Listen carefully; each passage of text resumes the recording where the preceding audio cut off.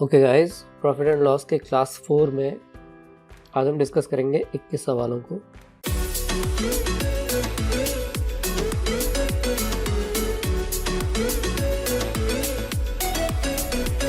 पहले क्वेश्चन में हमें दिया है कि 6 केलों का विक्रय मूल्य यानी 6 केलों का SP बराबर है 8 केलों के लागत मूल्य यानी CP के।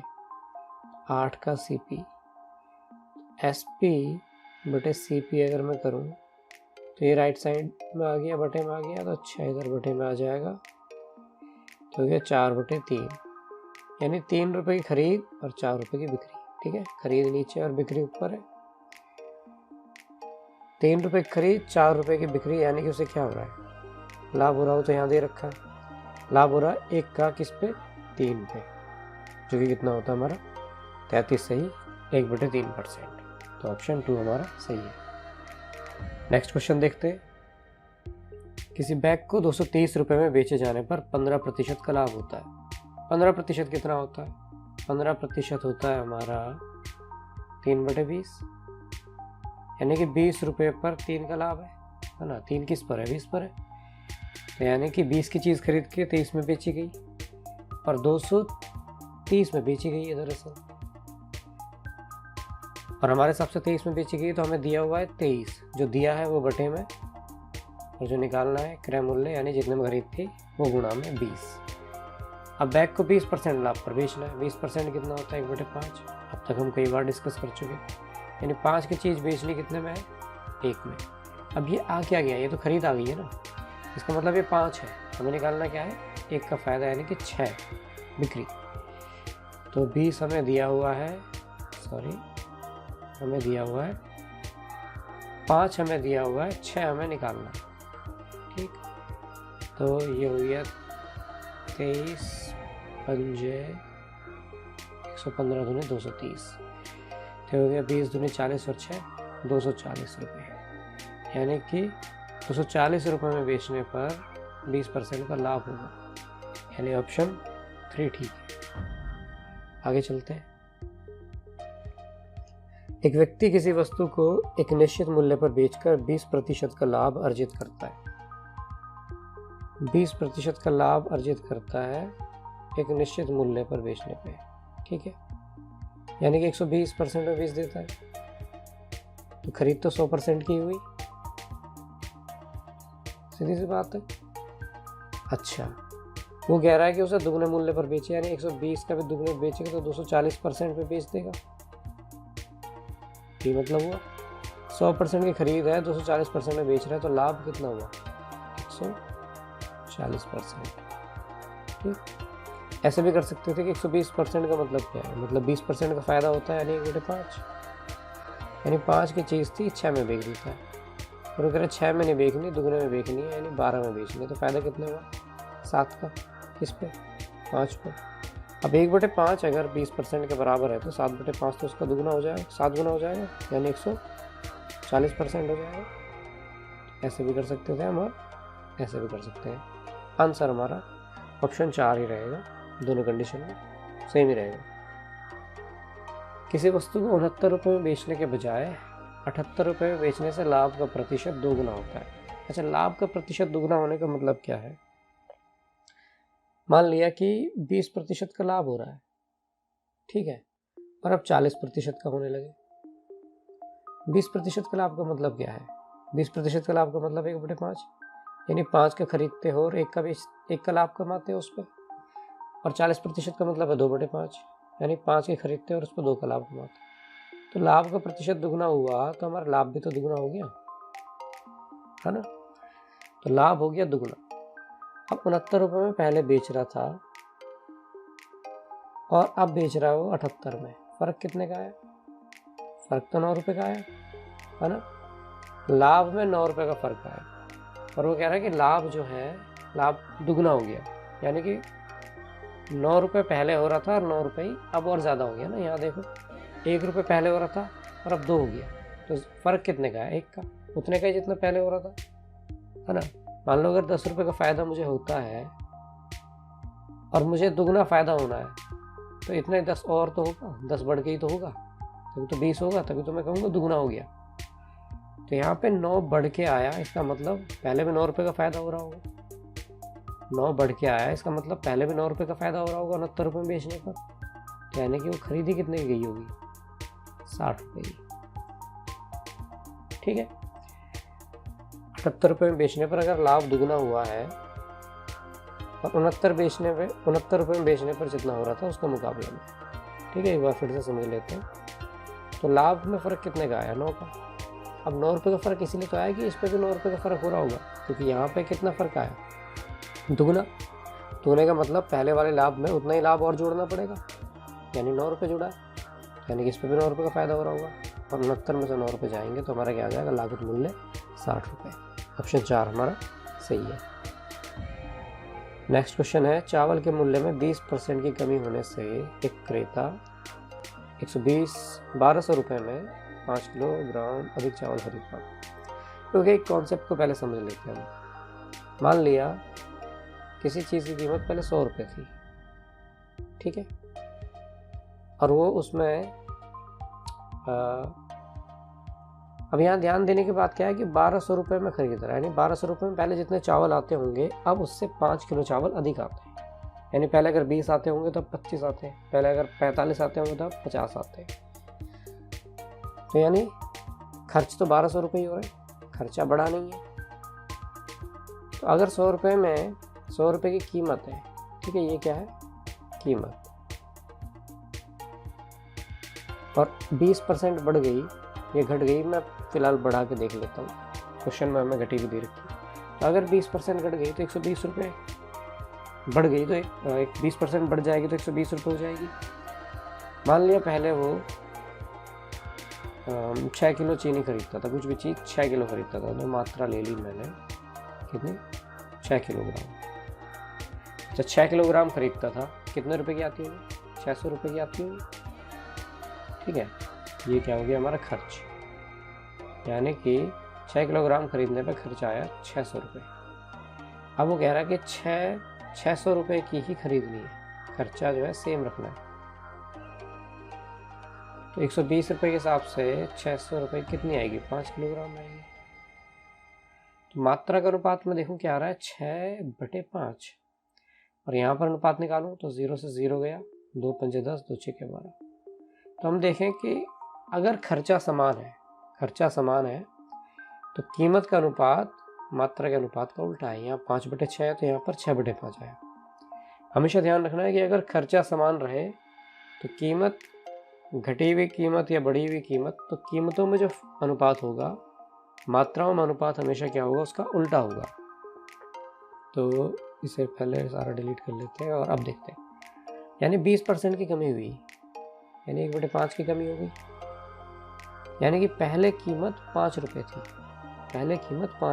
और अब कीमत होगी 4 रुपये। ये पुराना है, ये नया है ना, कीमत में कमी हुई है। देखो ये क्या है, प्राइस, कीमत। तो इसका मतलब ये है कि जो क्वांटिटी है, मात्रा, वो पहले 4 रही होगी और अब 5 हो गई है। तो यहाँ 5:4 का अनुपात है, तो मात्रा में अनुपात उल्टा हो जाएगा। तो फ़र्क कितने का आया, फ़र्क आया भाई 1 किलोग्राम। ठीक है, 4 किलोग्राम पहले ले पाता था, 5 किलोग्राम ले पा रहा था, 1 किलोग्राम का फ़र्क आया। लेकिन क्वेश्चन के हिसाब से ये 5 किलोग्राम है, यानी जो 1 किलोग्राम है वो किसके बराबर है, 5 किलोग्राम के बराबर है, 5 गुना है। तो वो पूछ रहा है कि घटा हुआ मूल्य कितना है। तो हम मात्रा, घटा हुआ मूल्य के बाद मात्रा आप कितनी ले पा रहे हैं, 5 गुनी लेगा। ये भी 5 गुना, ये भी 5 गुना, तो इसकी ज़रूरत नहीं है, हमें घटे भी की ज़रूरत है, नए की। तो मैं देखता हूँ कि वो 25 किलो चावल खरीद पा रहा है। ठीक है, एक अगर 5 के बराबर है तो 5 25 के बराबर आ जाएगा। और ये 25 किलो चावल खरीद कितने में रहा वो, 4500 में, 1200 में। तो 25 से भाग कर दूँ मैं, 25 चौके 100 और 25 अट्ठे 200, तो ये हो जाएगा घटा हुआ मूल्य, यानी कि 48 रुपये का वो अब 1 किलो चावल हो गया है। घटा हुआ मूल्य कितना, 48 रुपये। लेकिन यही अगर वो बढ़ा हुआ मूल्य पूछ ले, अगर बढ़ा हुआ मूल्य पूछ लेता तो हम क्या करते, हम फिर मतलब पहला पुराना मूल्य अगर वो पूछ लेता तो बढ़ा हुआ तो है ही नहीं, घटा हुआ है। तो पहले वाले मूल्य के हिसाब से चावल कितने आ रहे थे, 4 पंचे 20 किलो, ठीक। आ तो 1200 रुपये के ही रहे थे, ये 0 गया, तब कीमत 60 रुपये किलो थी। मतलब ये सारा निकालने की ज़रूरत नहीं है, अगर पहले वाला पूछे तो इसमें गुणा करो पहले वाले में, और बाद वाला पूछे तो बाद वाले में गुणा करो। आंसर हो जाएगा ऑप्शन 3। आगे चलते हैं।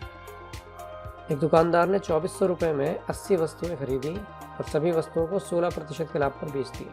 अच्छा, 2400 रुपये की उसने खरीदी भाई 80 वस्तुएं, ओके जी। तो एक वस्तु इतने की होगी, 80 से भाग कर देंगे। 16% के लाभ पर बेचना चाहता है, 16% के लाभ पर बेचना चाहता है, तो 16% होता कितना, ये होता है 4/25। तो 25 रुपये की चीज़ पर अगर वो 4% का लाभ कमाना चाहता है तो 29 में बेचेगा। और ये क्या है, क्रय मूल्य। हमें प्रत्येक वस्तु का विक्रय मूल्य निकालना है, इसलिए मैंने एक वस्तु का क्रय मूल्य निकाला और अब उसका 29/25 निकालेंगे, क्योंकि ये क्रय मूल्य 25 है, हमारे हिसाब से 25 है, और ये दिया हुआ है तो 25 है, और जो दिया है वो बटे में, जो निकालना है वो गुणा में, ठीक है। तो ये आ जाएगा हमारा 25 से काट लेते हैं इसे, 25 निम्मा 225, 25 छिक्का 150, 16 पंजे 80 और 16 छिक 96, और 6 निम 54, 5 6 दूनी 12 और 5 17/5 काटो, ये आ जाएगा 5 दिया 15, 5 चौक 20, 34 रुपये 80 पैसे विक्रय मूल्य होगा हर एक वस्तु, ठीक है। चाहे तो हम ऐसे भी कर सकते थे, 2400 का था तो 80 से डायरेक्ट भाग कर लेते, 30 रुपये की चीज़ थी वो, अब 29/25 में बिकनी है, तो ये आ जाता हमारा 34.80 रुपये, ऑप्शन 2। अच्छा, अब एक आदमी ने 4 दर्जन अंडे 24 रुपये प्रति दर्जन और 2 दर्जन अंडे 32 रुपये प्रति दर्जन के भाव से खरीदे। कुल अंडों पर 20% का लाभ प्राप्त करना चाहता है, तो 4 दर्जन ये खरीदे और 2 दर्जन ये खरीदे। ऐसा मानते हैं कि सारे 6 दर्जन हो गए ना, 24 के हिसाब से खरीदे, तो 24 के 144 रुपये ये हो गए। लेकिन यहाँ हमने क्या करा, 8 रुपये कम मान लिए 2 पे, 8 दूनी 16 रुपये एक्स्ट्रा जुड़ने थे, 16 रुपये, तो 160 रुपये के थे वो, 160 रुपये के अंडे थे, उसे टोटल पड़े 160 रुपये के। तो इसका मतलब एक दर्जन कितने का पड़ा उसे, 6 से भाग कर देंगे, तो एक दर्जन का क्रय मूल्य है। अब वो कह रहा है कि 20% का लाभ ज्ञात करना है, अंडों को बेचना है 20% का लाभ। तो 20% का मतलब क्या है, 1/5 का लाभ, यानी 5/6 का लाभ। तो हमें 5 दिया हुआ है बटे में, 6 निकालना है गुणा में, 6 से 6 काटो, 32 पंजे 160, यानी 32 रुपये दर्जन के हिसाब से बेचेगा, तो उसे 20% का लाभ होगा, ऑप्शन 3।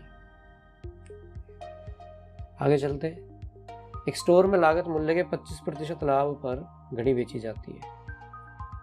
लागत मूल्य का 25% यानी 1/4, यानी 4 की चीज थी 5 में बेची जाती है, ठीक है। विक्रय मूल्य पर लाभ का प्रतिशत कितना होगा। अब कोई आदमी विक्रय मूल्य पर लाभ या हानि क्यों ज्ञात करेगा, सबसे पहले तो इस चीज़ को देख लेते हैं। हमने पढ़ा है कि क्रय मूल्य पर ही लाभ और हानि ज्ञात की जाती है। तो विक्रय मूल्य पर ज्ञात करने का मतलब क्या है, हमेशा ध्यान रखना है कि जो लाभ है अगर विक्रय मूल्य पर ज्ञात करते हो तो कम आता है, और हानि हमेशा अधिक आती है, ठीक। विक्रय मूल्य पर ज्ञात करोगे तो लाभ कम दिखाई देता है और हानि अधिक दिखाई देती है। तो दुकानदार ये चाहता है विक्रय मूल्य पर लाभ हानि निकाल के कि भाई सामने वाले को लगे कि भाई उससे कम प्रॉफिट कमाया जा रहा है, या अगर हानि भी हो रही है तो बहुत ज़्यादा हानि हो रही है, ठीक है, ये करने के लिए। अदरवाइज कभी भी लाभ और हानि की गणना विक्रय मूल्य पर नहीं ज्ञात की जाती, क्रय मूल्य पर ही ज्ञात की जाती है, लागत मूल्य पर ही ज्ञात की जाती है। अच्छा, इससे कई बार क्वेश्चन जो है करने में आसानी हो जाती है। अब वैसे तो 25% के लाभ पर घड़ी बेची जाती है, तो सीधी सी बात है विक्रय मूल्य पर ज्ञात करेंगे तो लाभ कम होगा। अच्छा, ये सारे के सारे 25 से कम ही है, लेकिन कई बार क्या होता है कि आंसर हमें सीधा मिल जाता है। कोई बात नहीं। तो अब ये दिखाना चाहता है कि 1 रुपये का फ़ायदा इस विक्रय मूल्य पर हुआ है, यानी 5 पर हुआ है। और 1/5 किसके बराबर होता है? 20% के बराबर होता है। ठीक, तो ये जो मैंने बताया इसको भी ध्यान रखना। कई बार क्वेश्चन करने की भी ज़रूरत नहीं पड़ती इस तरीके से, और हम ऑप्शंस को देख कर ही पता लगा सकते हैं कि कितने % का हो रहा है, क्योंकि कई बार अधिकतर वैल्यूज ज़्यादा दी होती है, एक ही कम दी होती है। लाभ में, हानि में अधिकतर कम दे रखी होती है, एक ही अधिक होती है। सीधी सी बात है कि अधिक वाला ही आंसर होगा। आगे चलते हैं। किसी वस्तु के 4% और 3% के लाभ पर, अब देखो पहले 4% था, अब 3% लाभ है, इनका अंतर कितना हुआ? 1% हमारे हिसाब से, उसके हिसाब से कितना है? 3।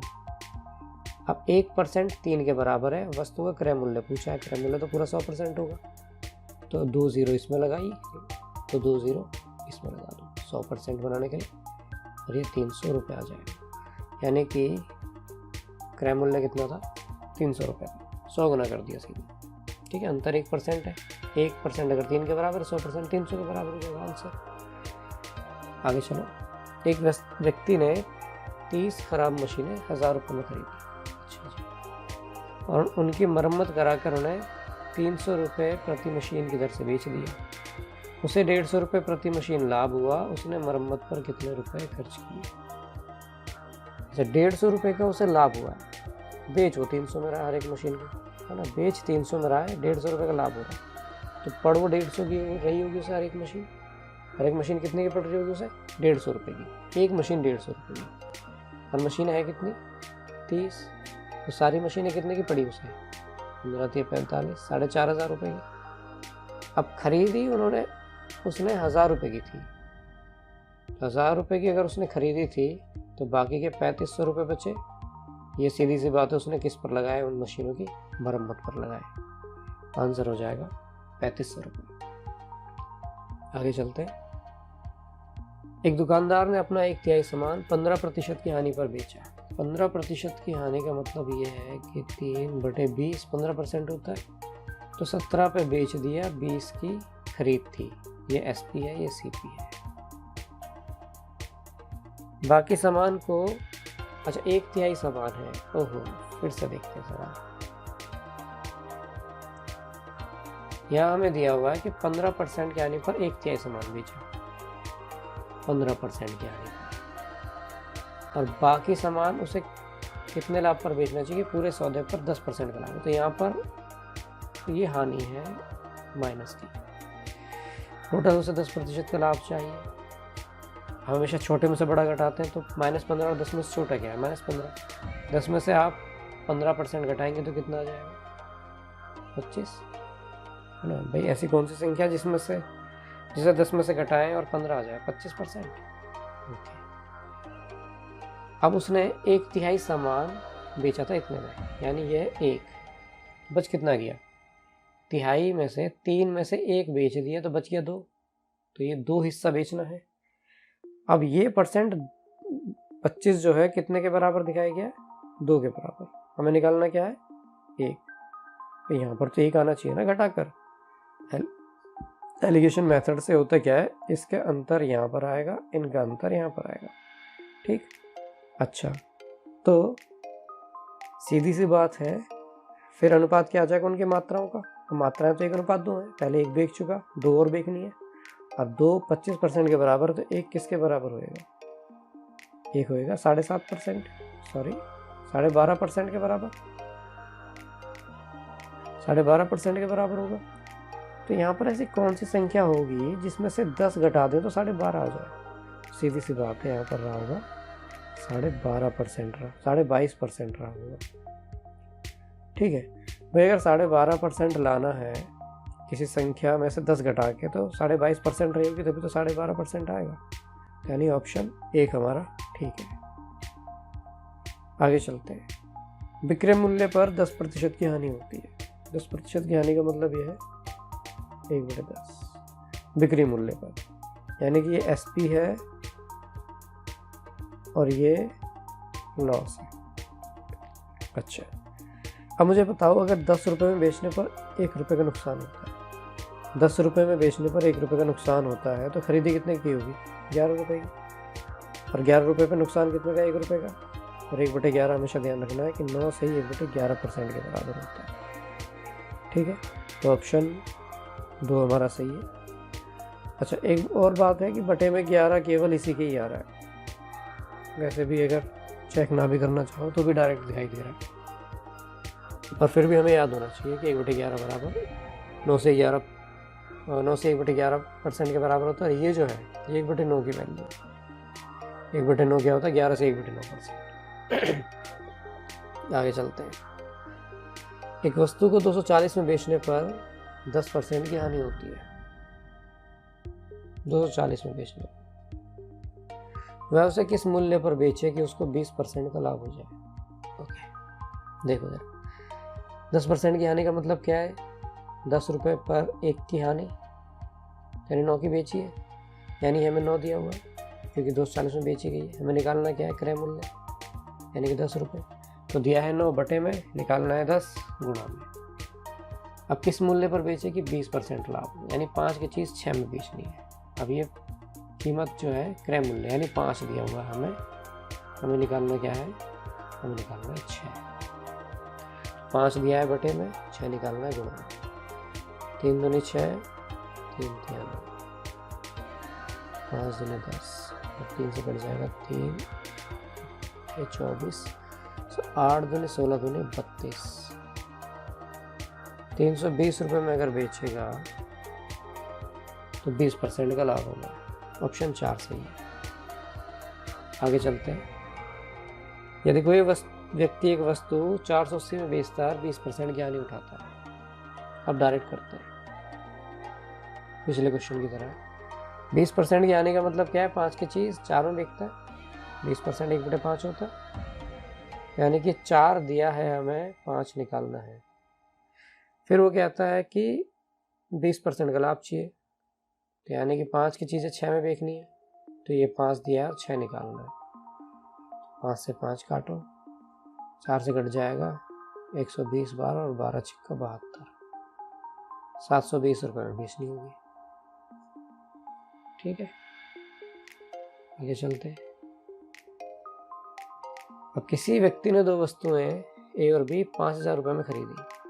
ए को खरीदता है वो 20%, अच्छा बेचता है 20% के लाभ पर, और बी को बेचता है 10% की हानि पर। ओके जी, और उसे टोटल लागत का 2% लाभ होता है।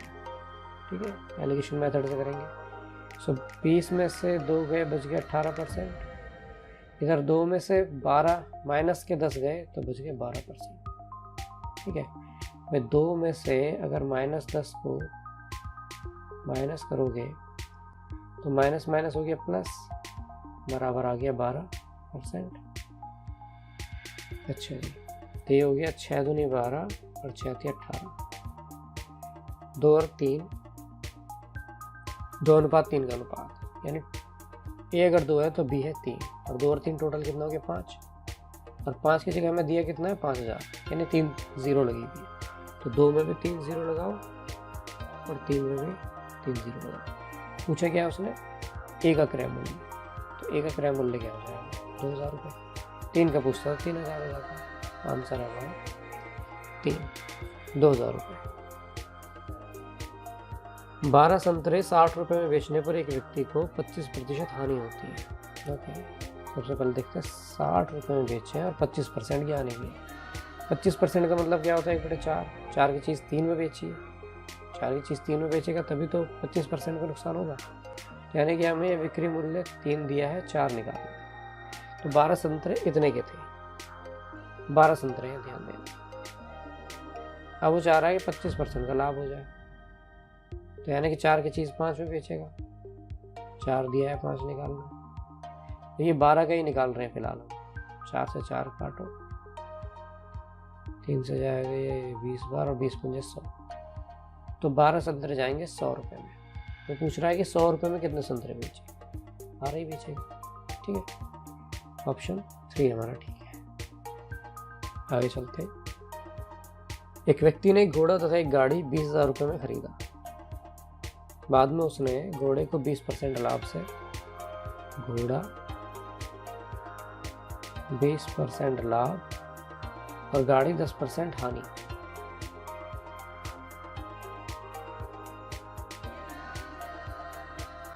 अच्छा, 10% हानि से उसने गाड़ी बेच दी। उसे टोटल 2% का लाभ रहा। तो 20 में से 2 जाएंगे तो कितना आ गया, 18%। और ये माइनस का है, और 2 में से 10 जाएंगे तो 12%। तो सेम आ गया, 6 दूनी 12 और 6 दिया 18। तो टोटल कितना हो गया, 2 और 3 5, और 5 किसके बराबर है, 20,000 के। यानी 20,000 में 5 दिया हुआ है, 5 दिया हुआ है, और निकालना क्या है, घोड़ा का क्रय मूल्य। और घोड़ा का क्रय मूल्य कितना है, 2। तो 5 दिया हुआ है बटे में 2 निकालना है गुणा में। 5 चक्के 20, 4,000 गुणा 2 यानी कि 8,000 रुपये। आंसर कितना आ जाएगा, 8,000 रुपये, ऑप्शन 3। ठीक है, आसान क्वेश्चन था। आगे चलते हैं। एक वस्तु 12% लाभ पर बेची गई। उसका लागत मूल्य 10% यदि कम होता और बिक्री मूल्य 5.75 रुपये अधिक होता तो लाभ 30% हो जाता। तदनुसार उस पर 20% लाभ पाने के लिए उसे कितने रुपए में बेचना चाहिए। अच्छा जी, 12% लाभ पर बेची गई, यानी 100% में खरीदी, 112% में बेच दी। तो कह रहा है कि अगर लागत मूल्य 100% से 10% कम होता है, यानी लागत मूल्य हो जाता है 90% कम, 90% कम,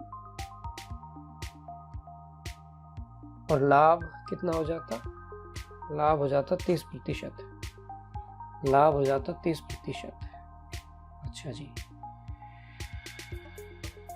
तो लाभ 30% यानी कि 13/10 हो जाता, 10 की चीज़ 13 में बिक जाती। ठीक है, अच्छा 10% का मतलब क्या होता है, 1/10। 30% का मतलब होता है 3/10, यानी 10 की चीज़ 13 में बेचेंगे। और बिक्री मूल्य 5.75 अधिक, तो इसमें से इसे घटा लेते हैं। 13 नंबर 117%, इस 12 को इधर लिया, माइनस का हो जाएगा 112, 5.75, क्या बच गया 5%, 5.75 आ गया। हमें निकालना कितना, अच्छा अब वो चाह रहा है कि 120% लाभ, तो मतलब हमें 100% नहीं निकालना है, हमें निकालना है 120%। अच्छा जी, 5% अगर इतना है तो 20% कितना हो जाएगा, इसका 24 गुना। भाई 5 में 24 की गुणा कर दोगे तो 120% आ जाता है, तो 24 गुणा कर दो, 24 पंजे 120, 12, 24 सत्ते 168 और 12 180, 8 और 24 पंजे 120 और कितना आ गया था, 18 आ गया था ना, तो 138 रुपये, यानी 138 रुपये में बेचनी होगी। ठीक है, आगे चलते हैं। किसी व्यक्ति ने एक घोड़ा 15% के लाभ से बेचा। यदि उसने इसे 25% कम, अच्छा 15% लाभ में बेचा, यानी 115% में बेच दिया। 25% कम में खरीदता, यानी कि 75% में खरीदता। 60 रुपये कम में बेचता, यानी कि अब पहले इतने जितने में बेच रहा था उससे 60 रुपये कम में बेच रहा था, तो बिक्री मूल्य इतना हो गया, और उसे 32% का लाभ होता है। 32% का मतलब होता है 832, 8/25, यानी 25 की चीज़ 8% के फायदे में बेचेगा, तो यानी 33 में बेचेगा। इतने में खरीदी, तो अब बिक्री ये हो गई, हाँ इस हिसाब से, और इस हिसाब से बिक्री इतनी हो गई, तो ये होनी चाहिए बराबर। सो 25 तिया 75 और 33 तिया 99% बराबर 115% माइनस 60। अब 60 को इस साइड लिया और 99 को इधर लिया, तो माइनस का 60 इधर आके पॉजिटिव, और 99 115 में से घटेगा तो बचेगा 16%। हमें निकालना क्या है, क्रय मूल्य। तो यानी कि 60 जो है हमें 16 दिया हुआ है, 16% के बराबर 100 निकाल लो। तो जो दिया बटे में जो निकालना गुणा में, तो 4 से काटो इसे 15 बार, तो 4 से कट जाएगा 25 बार, 15 5 75 15 375 रुपये आंसर। यानी कि 375 रुपये में घोड़ा खरीदा गया था, सस्ते में खरीदा गया था। एक मकान की लागत 2005 में x लाख रुपए थी। 3 साल बाद मकान मालिक ने उसे भुगतान राशि से 25% अधिक पर बेचा, यानी 25% लाभ पर बेच दिया। तो लाभ कितना होता है, 1/4। अब 1/4 है किसका, x का, तो x/4 उसका लाभ हो गया, परंतु उसे लाभ का 50% कर देना होता है, यानी कि 1/2 आधा, तो इतना कर देना पड़ेगा। तो हो जाएगा x से कम x बटे 4 दूनी 8, इतना टैक्स देना है। तो पूछ रहा है उसे कितनी कर राशि देनी होगी, x/8 रुपये, ऑप्शन 2। आगे चलते हैं। ए ने बी को 48 रुपये में घोड़ा बेचा, ठीक है। ए बेचता है 4800 रुपये में, बी ने खरीदा इतने में, और उसे 20% की आनी होगी, यानी 1/5 की, यानी 5 की खरीदी होगी उसने, 4 की बेच दी होगी। तो हमें 4 दिया हुआ है और 5 में उसने खरीदी थी। 4 दिया हुआ है बटे में, 5 निकालना है गुणा में। अब ये क्या आ गया, ये आ गया है हमारा ए का क्रय मूल्य। वो कह रहा है बी उसे सी को इस प्रकार बेचता है कि अगर ए ने बेची होती तो उसे 15% का लाभ होता, तो इस पर 15% का लाभ होता। 15% का लाभ का मतलब क्या है, 20 की चीज़ 23 में बेच दो, 20 की चीज़ 23 में बेच दो। तो ये हो गया हमारा, 5 से कट जाएगा 4 बार, 16 तिया 48 3 0 और 23 तिया 6900, यानी 6900 रुपये में बेच दी। लेकिन खरीदी कितनी थी बी ने तो 4800 में खरीदी थी ना, और बी का लाभ कितना हो गया, 6900 में बेचने पर उसे लाभ होगा 2100 रुपये, यानी ऑप्शन 4 ठीक।